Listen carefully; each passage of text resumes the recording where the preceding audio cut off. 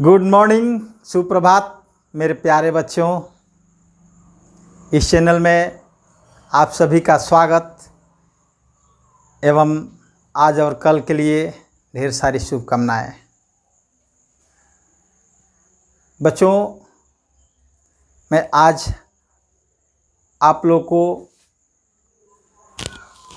कल जो बताए उसके बाद वाली टॉपिक को आज बताने जा रहा हूँ, जिसको आप लोग ध्यानपूर्वक देखिए और सुनिए। कल हमने आप लोगों को ग्रामर के बारे में बताया था कि ग्रामर से पढ़ने, लिखने तथा बोलने का ज्ञान होता है और उसके पार्ट्स के बारे में बताए थे, जिसके 5 भाग होते हैं। तो उन पार्ट्सों में पहला पार्ट है ऑर्थोग्राफी, जिसके बारे में आज हम चर्चा करेंगे। तो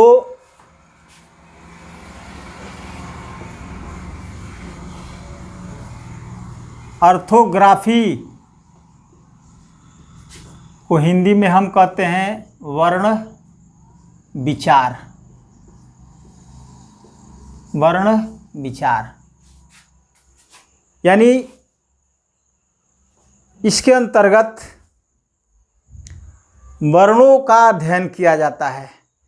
तो हिंदी में हम वर्ण कहते हैं, जिसके अंतर्गत क ख से लेकर ए ऐ अंग अह तक वर्ण होता है। लेकिन अंग्रेजी में ABCD के बारे में हम अध्ययन करेंगे, जो ए से लेकर जेड तक का अध्ययन करेंगे। उसको हम इंग्लिश में लेटर कहते हैं। तो आज हम इंग्लिश के उन लेटरों के बारे में इस ऑर्थोग्राफी के अंतर्गत अध्ययन करेंगे। अब अंग्रेजी के 26 अक्षरों को पहले हम आप लोग को बता देते हैं कि अल्फ़ाबेट्स भी कहते हैं। अंग्रेजी के 26 अक्षरों को क्या कहते हैं? अल्फ़ाबेट्स यानी वर्ण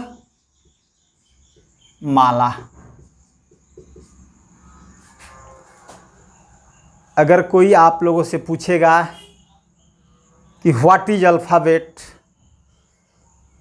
कोई पूछेगा कि व्हाट इज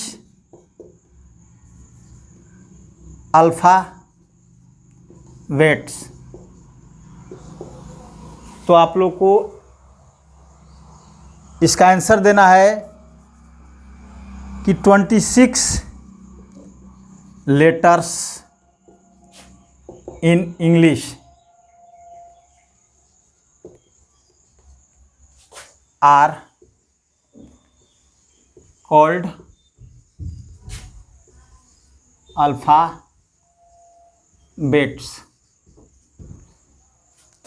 हिंदी में इसको कहेंगे कि अंग्रेजी के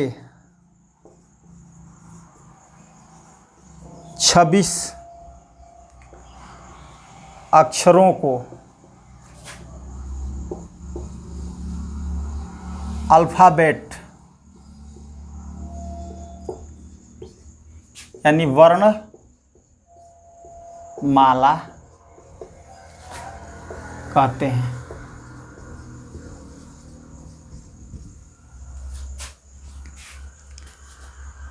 अब ये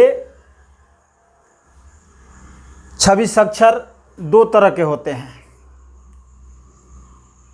एक कैपिटल लेटर में होते हैं और दूसरा स्मॉल लेटर में होते हैं।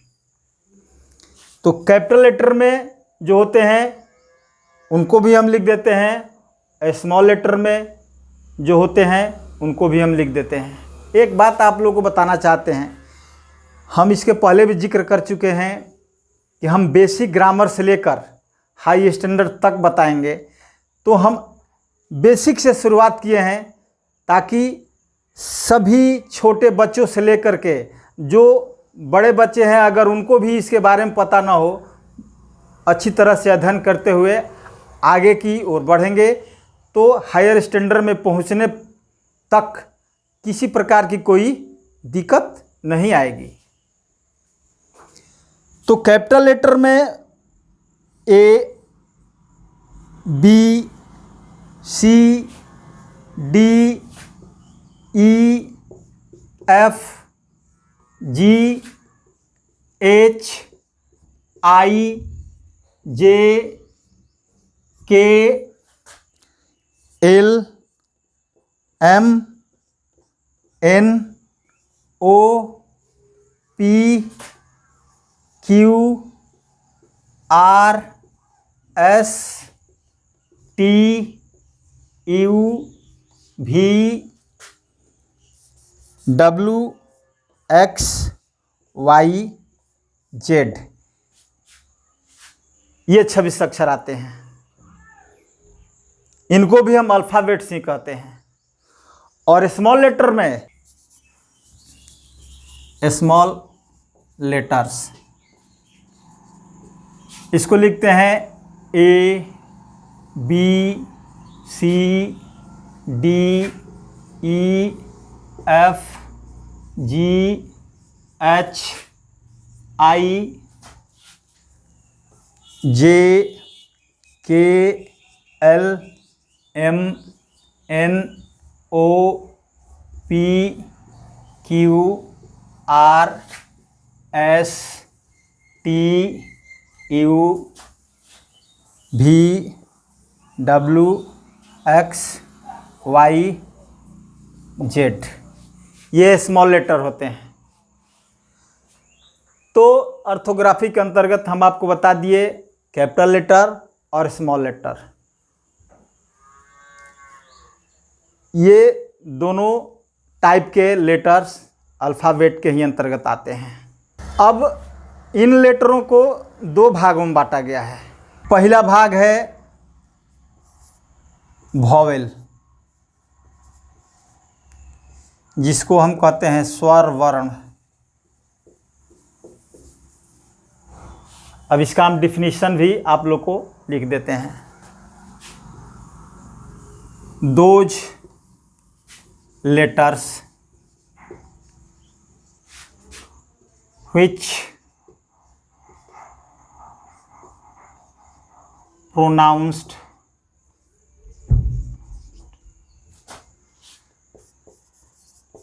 themselves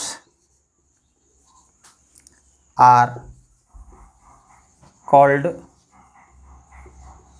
vowel. As में example A, E, I, O, U, etc. ये 5 वॉवेल हैं। इसका हिंदी भी लिख देते हैं। वैसे अक्षर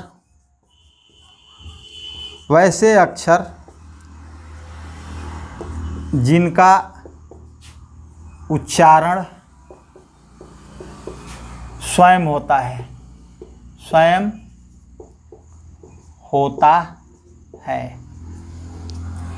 वॉवेल का उच्चारण स्वयं होता है। और दूसरा है कंसोनेंट, इसको हम कहते हैं व्यंजन वर्ण। व्यंजन वर्ण का भी हम डिफिनीशन लिख देते हैं। दोज लेटर्स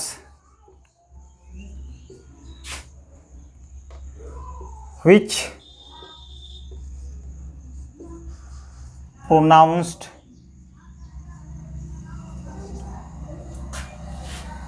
with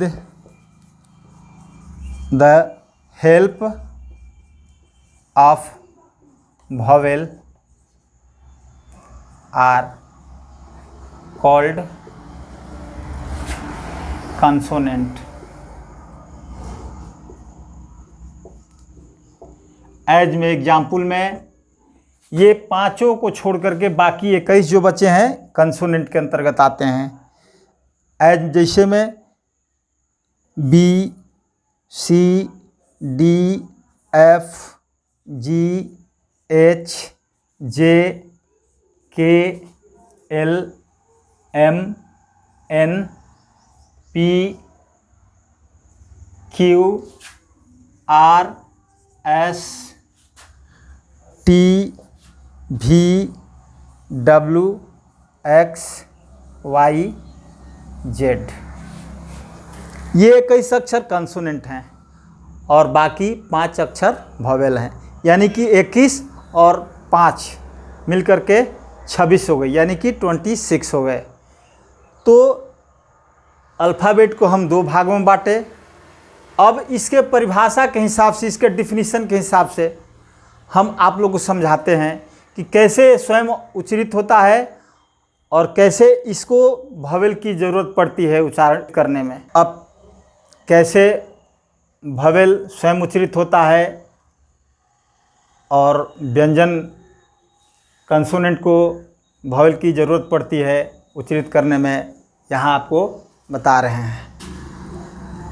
जैसे मान लो कि अ का उच्चारण करना है तो सीधा ए लिख देंगे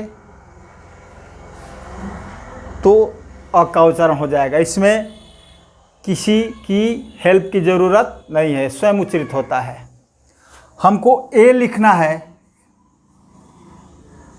ई लिख देंगे तो ए हो जाएगा। इसको किसी भी दूसरे लेटर की आवश्यकता नहीं है उच्चारित करने में। ओ लिखना हो तो सिर्फ ओ लिख देंगे तो इसका उच्चारण ओ हो जाता है। यानी कि वॉवेल को किसी की हेल्प की ज़रूरत नहीं पड़ती है, ये स्वयं उच्चारित होता है। लेकिन कंसोनेंट को वॉवेल की सहायता की ज़रूरत होती है। अब वॉवेल कैसे सहायता करता है? जिसे मान लीजिए कि जो 21 अक्षर हैं कॉन्सोनेंट के, उसमें एक एग्जाम्पल लेते हैं क, इसके साथ अ जुड़ा होता है तब जाकर के ये पूरा क होता है। अब क के लिए हम के लिखते हैं तब क होता है,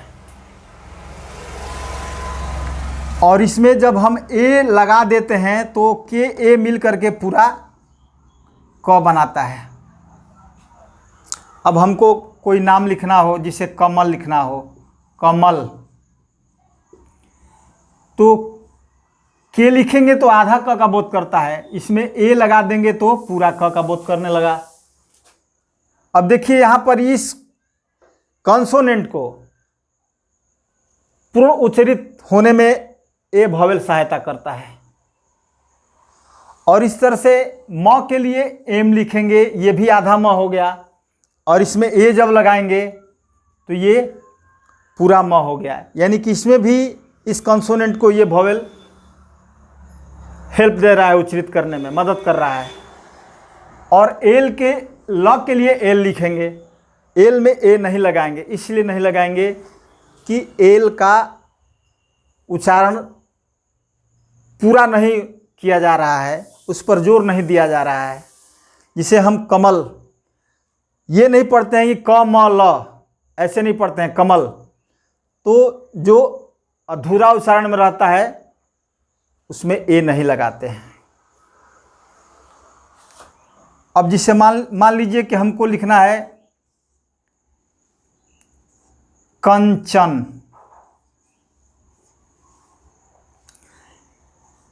के पूरा लिखने के लिए ए लगा दिए, और ये अनुस्वार जो है आधा न का बोध कर रहा है, तो आधा न के लिए हम एन लिख देंगे तो ये आधा का बोध हो जाएगा।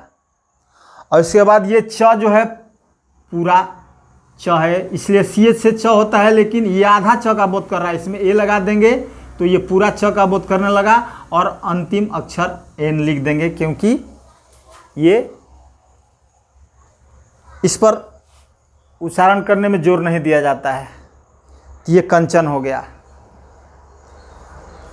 इस तरह से हमको मान लीजिए कि केदार लिखना हो, केदार, के से क हो गया। इसमें एकार के लिए ई एक वॉवेल की ज़रूरत है, तब जा कर के के उच्चारित होता है। यानी कि इस कंसोनेंट के साथ ई वॉवेल जब इसकी सहायता करता है, हेल्प करता है, तब जा कर के ये के का उच्चारण होता है। और इसके बाद द के लिए डी लिखेंगे, इसमें ए लगा देंगे तो दा हो जाएगा,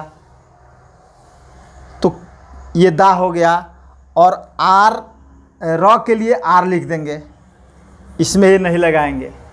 इस तरह से ये केदार बन गया, क्योंकि ये पूर्ण उच्चरित नहीं होता है। अंतिम अक्षर जब जो पूर्ण उच्चरित हो उसमें हम ए लगाते हैं।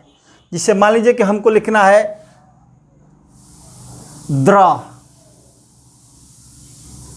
द्र लिखने में हम इसको पूरा जोड़ दे करके उच्चरित करते हैं, इसलिए इसमें ए लगाना हो। हमको मान लिखना है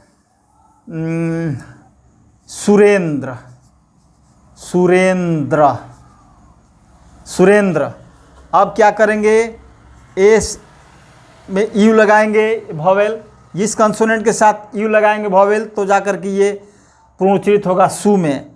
और आर में ई वॉवेल लगाएंगे, ये कंसोनेंट है, इसमें एक वॉवेल लगा, तब जाकर के ये रे का पूर्ण उच्चरित हुआ। इसके बाद आधा न है, इसके लिए एन लगा दिए। और ये द्र जो है ना, अंत में पूरा जोर दे करके बोला जा रहा है सुरेंद्र, इसलिए इस डी आर के साथ हम ए लगाएंगे। इस तरह से हमको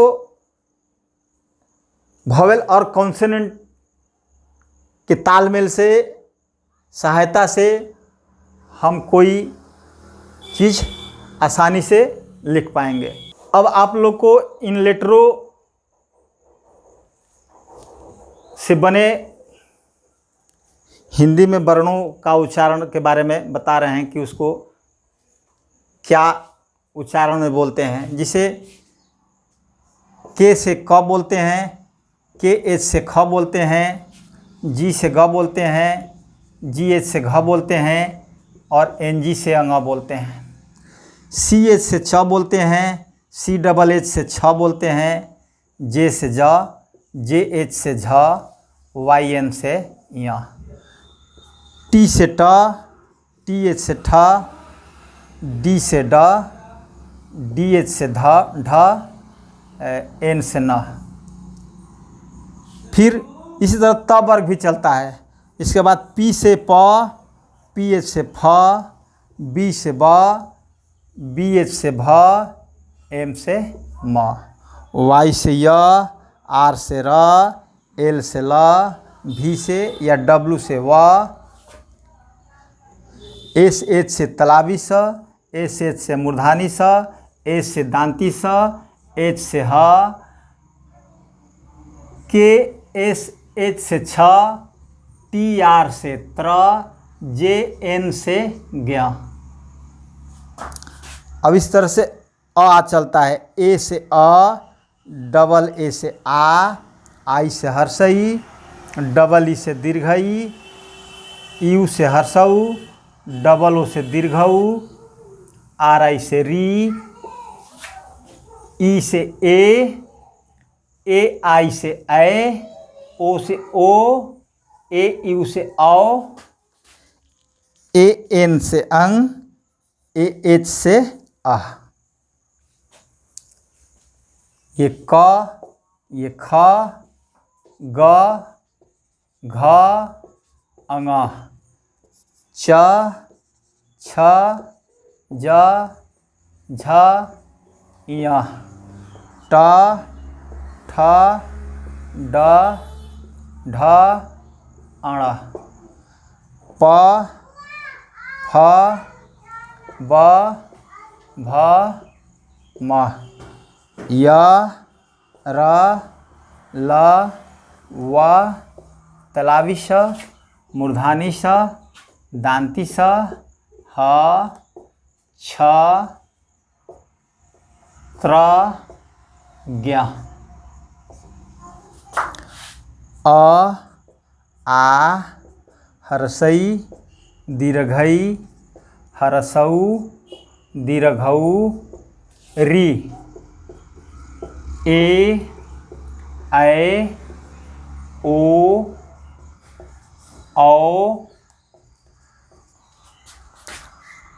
अंग आह। ये ऑर्थोग्राफी के अंतर्गत इन लेटरों के द्वारा निर्मित है और ये ऑर्थोग्राफी के अंतर्गत आते हैं। अब इन्हीं में कुछ कंसोनेंट है और कुछ वॉवेल हैं, जिसे छत्र ज्ञ तक, यहाँ तक कंसोनेंट और इसके बाद अ से लेकर अह तक ये वॉवेल हैं। अब वॉवेल के सहायता से हम कंसोनेंट में इसकी मात्रा को लगा करके इसकी सहायता से हम लिखते हैं। जैसे कि हम क की मात्रा अगर लिखना चाहते हैं तो के से क हो गया, के में ए लगा दिए का हो गया, के में आई लगा दिए कहर सही की हो गया, के में डबल ई लगा दिए कदीर्घई की हो गया, के में यू लगा दिए कहर सऊ कु हो गया, के में डबल ओ लगा दिए कदीर्घऊ कु हो गया, के में ई लगा दिए के कर के हो गया, के में ए आई लगा दिए कै कर कै हो गया, के में ओ लगा दिए को कर को हो गया, के में ए यू लगा दिए कौ कर कौ, के में ए एन लगा दिए कन सर कन, के में ए एच लगा दिए कविसारे क। यानी कि क कम्पाई का, क हर्षई की, क दीर्घई की, क हर्षऊ कु, क दीर्घऊ कु, के कार के, कै कार कै, को कार को, कौ कार कौ, कौ कार कौ, कन सारे कन, क विसर्ग क। यानी कि देखिए इस कंसोनेंट के साथ ये वॉवेल जुड़े हुए हैं, तब इनका पूर्ण उच्चारण हो रहा है मात्रा के हिसाब से। इस तरह से इन सभी के साथ इन वॉवेलों को अगर जोड़ते हैं तो इन कंसोनेंट की उच्चारण जो है ना पूर्ण रूप से सही निकलता है। अब हमको इस तरह से कोई भी नाम लिखने में किसी प्रकार की दिक्कत नहीं होती है। जहाँ जिस मात्रा के लिए जिस वॉवेल को हमें रखना है हम रख देंगे और उस तरह से पूरा नाम हम किसी का भी लिख देंगे। अब मैं इसके अंतर्गत एक चीज़ और बता देना चाहता हूँ। कुछ ऐसे भी लेटर हैं जिनके साथ कब कब क्या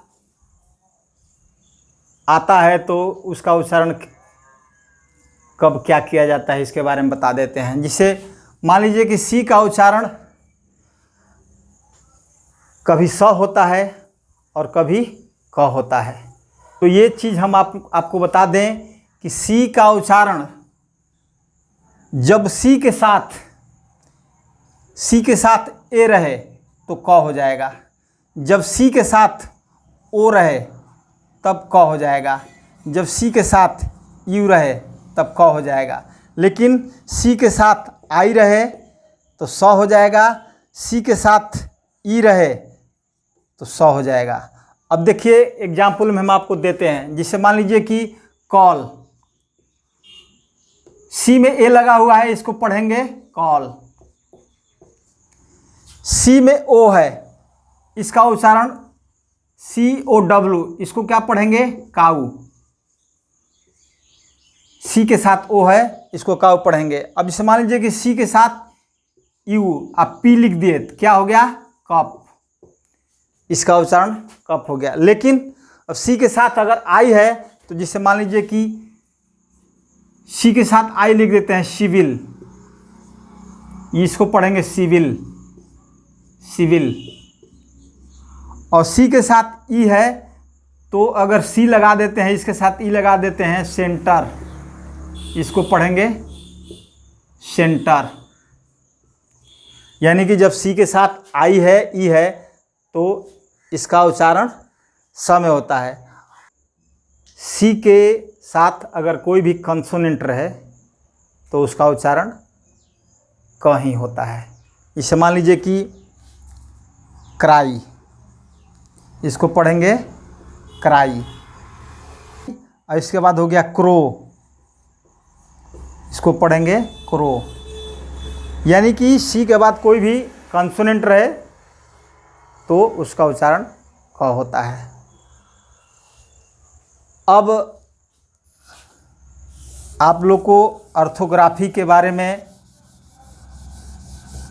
समझा दिए। अगर किसी प्रकार की कोई दिक्कत हो इस पढ़ाई में, अगर समझ में नहीं आए तो आप लोग कमेंट में लिखें। और आप लोग ज़्यादा से ज़्यादा शेयर करें, लाइक करें और सब्सक्राइब करें। बेल आइकन को दबाना न भूलें। बच्चों, अब मैं नेक्स्ट टॉपिक अगले वीडियो में पढ़ाऊँगा। तब तक के लिए मैं आप लोगों से विदा लेता हूँ। धन्यवाद।